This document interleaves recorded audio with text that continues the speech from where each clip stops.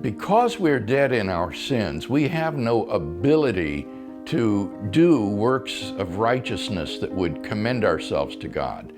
But that doesn't mean that we're comatose or unconscious. The Holy Spirit can still work upon our hearts to draw us to Him.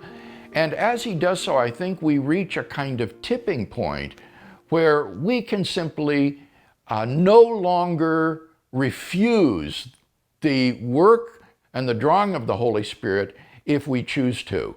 So we don't actively do anything per se. What we do is we cease to do something. Namely, we cease to resist the drawing and convicting of the Holy Spirit. And simply by ceasing freely to resist, we allow ourselves then to be drawn by Him into repentant faith in Christ.